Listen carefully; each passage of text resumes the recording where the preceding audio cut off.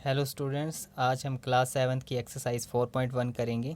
देखिए, एक्सरसाइज 4.1 में first question जो है एक टेबल है जिसमें एक फ़र्स्ट कॉलम में जो है हमारी इक्वेशन लिखी है, सेकंड में वेरिएबल की वैल्यू लिखी है, थर्ड जो टेबल है ये मैंने खुद से बनाया ताकि इधर मैं सॉल्व कर सकूं, और लास्ट में आपको बताना है यस और नो करके कि इक्वेशन सेटिस्फाई हो रही है या नहीं हो रही है।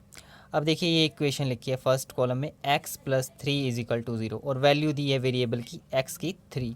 अब देखिए, वैल्यू का मतलब क्या होता है। वैल्यू का मतलब मैंने आपको पहले भी बताया था कि वेरिएबल्स या लिटरल नंबर कौन होते हैं जिनकी वैल्यू चेंज होती रहती है अकॉर्डिंग टू क्वेश्चन।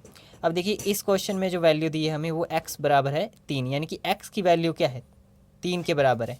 हमें यही वैल्यू जो है इस इक्वेशन में पुट करनी है, इसी इक्वेशन में, यानी कि x की जगह हमारे पास क्या दिया है, 3 दिया है। ठीक है, तो अगर हम इसका सॉल्यूशन निकालेंगे तो x की जगह क्या लिखेंगे, 3 लिखेंगे प्लस 3 तो इक्वल टू 0। ये इक्वेशन बन गई। बस x की जगह आपने x की वैल्यू लिखनी है, बाकी इक्वेशन को ऐसे रहने देना है। तो देखिए 3+3 = 6 =0। तो देखो 0 के बराबर तो आ नहीं रहा है, तो मैं कट लगा दूंगा, यानी कि नॉट इक्वल टू।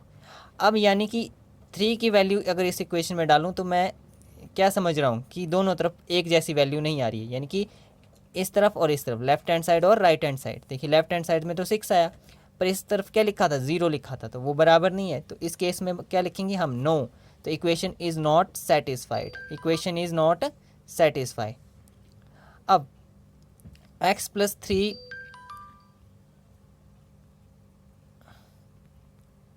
= 0। अब x की वैल्यू 0 दी है, तो हम फिर से क्या करेंगे, x की जगह x की वैल्यू को पुट करेंगे। कहाँ पे, सिर्फ x की जगह पे। तो 0+3 = 0। 0 में कुछ भी ऐड करो वही नंबर रहता है, तो 3 = 0 तो नहीं है, तो कट कर देंगे, नॉट इक्वल टू।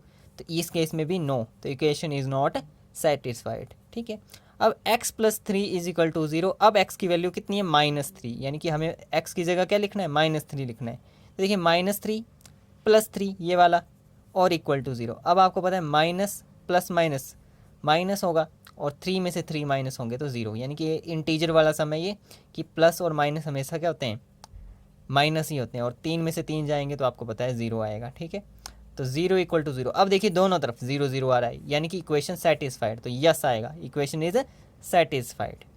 वैसे ही 5x = 25, x की वैल्यू 5 है। अब देखिए, 5x का मतलब होता है x 5 × x। ठीक है, 5x का मतलब क्या है, 5 × x। तो अगर मैं x की वैल्यू 5 डालता हूँ तो क्या आएगा, 5 × 5 यानी कि 25। ठीक है, तो 25 = 25, यानी कि ये भी इक्वेशन सेटिस्फाई हो गई। तो यस, इस वैल्यू के लिए ये इक्वेशन सेटिस्फाई हो गई। अब देखिए, m/3 = 2। m की वैल्यू 6 दी है, तो m की जगह क्या लिखेंगे हम, 6/3 = 2। 3 2 = 6, काट के क्या आया, 2 आया। तो 2 = 2, यानी कि दोनों side, right hand side left hand side equal आ गया। तो इस केस में भी यस, इक्वेशन इज सेटिस्फाइड।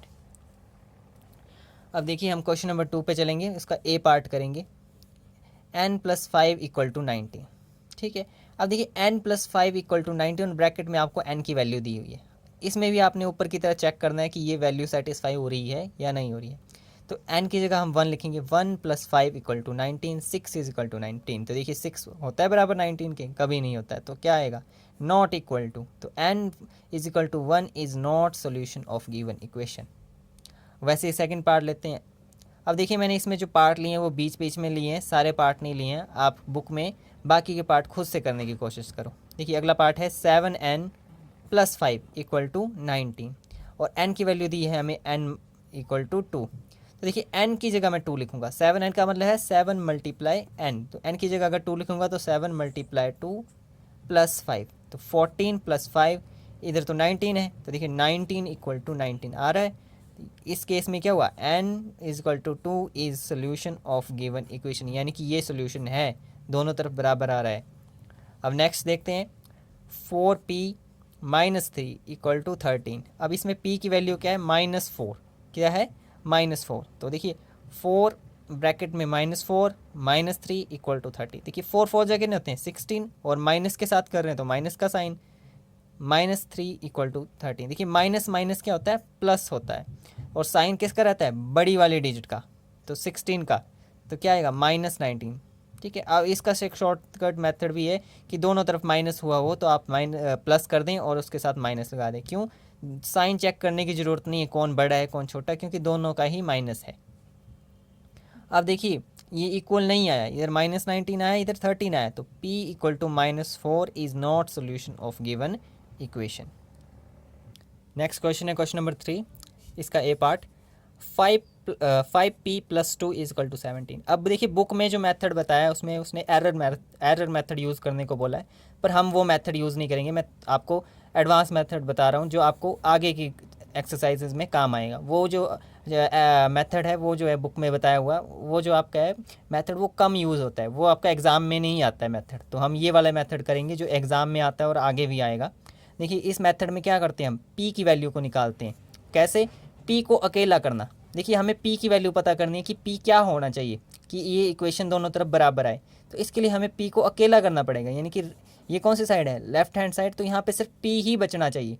तो इसको कैसे करेंगे, देखिए 5p + 2 इज इक्वल टू 17। अब देखिए मुझे यहाँ से 2 गायब करना है, मान लो 2 को ख़त्म करना है, तो कैसे करूँगा? 2 को गायब करने के लिए इसको 0 बनाना पड़ेगा। तो 5p + 2, अगर मैं 2 में से 2 माइनस कर लूँ तो ख़त्म हो जाएगा, 0 हो जाएगा। उसमें से उतना ही माइनस कर लिया तो ख़त्म हो जाएगा। अब देखिए मैं इस तरफ कर रहा हूँ, मान लो अगर इस तरफ किसी चीज़ में मैं एक्शन ले रहा हूँ, कोई ऑपरेशन लगा रहा हूँ, तो मुझे बिल्कुल बराबर ऑपरेशन यहाँ पर भी लगाना पड़ेगा, यानी कि राइट हैंड साइड में। क्यों? क्योंकि बीच में इक्वल टू का साइन है। मान लो आपके पास यहाँ पे 1 किलो चीनी है और दूसरे के पास भी 1 किलो चीनी है, ठीक है, 1 kg 1 kg, ठीक है। तो मान लो अगर मैं इसमें से 200 ग्राम किसी को दे देता हूँ और दोनों को बराबर रखना है, मतलब दोनों के पास एक चीज़ जो है वो बराबर होनी चाहिए, तो मुझे इधर से भी 200 ग्राम किसी को देने पड़ेंगे।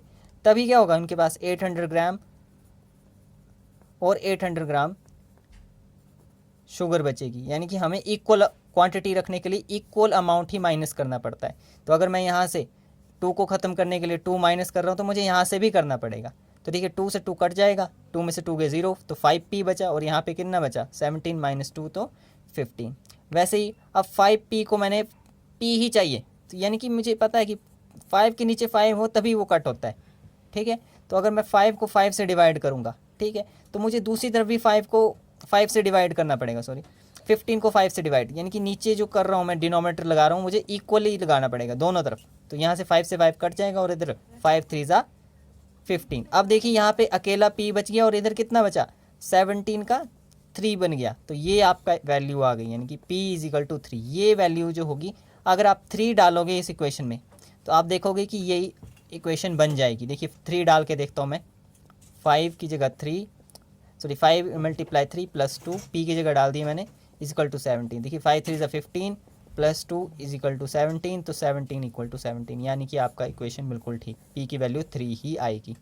ओके, तो ये मेथड है, एक बार फिर से देखते हैं इसको। अब देखिए इस इक्वेशन में 3m - 14 = 4।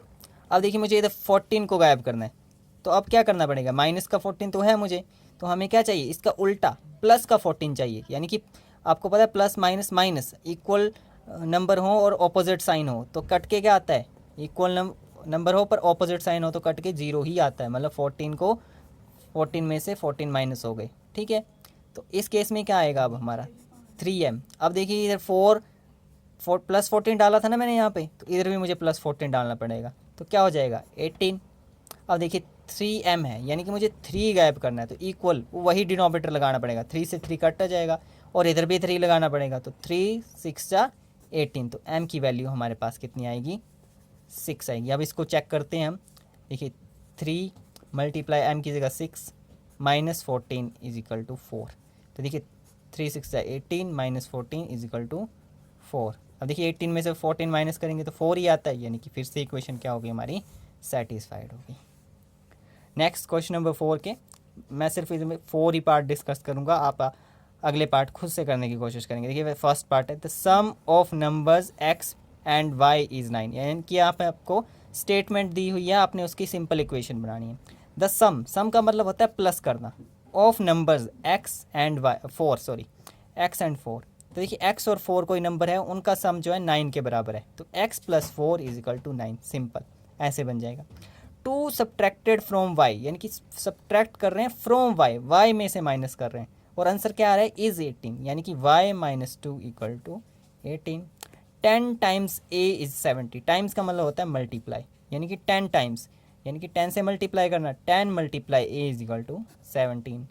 3/4 of T is 15। देखिए अब हमने फ्रैक्शन वाले चैप्टर में भी देखा था छोटे बच्चों की क्लास में कि 3/4 का मतलब फ्रैक्शन का नेमिंग करते हैं 3, वैसे ही फोर्थ का मतलब होता है डिनोमिनेटर 4, 3/4 ऑफ टी, यानी कि ऑफ का मतलब होता है मल्टीप्लाई, तो 3/4 मल्टीप्लाई टी, इसको ऐसे लिखेंगे इक्वल टू 15, तो ये कन्वर्ट हो गया।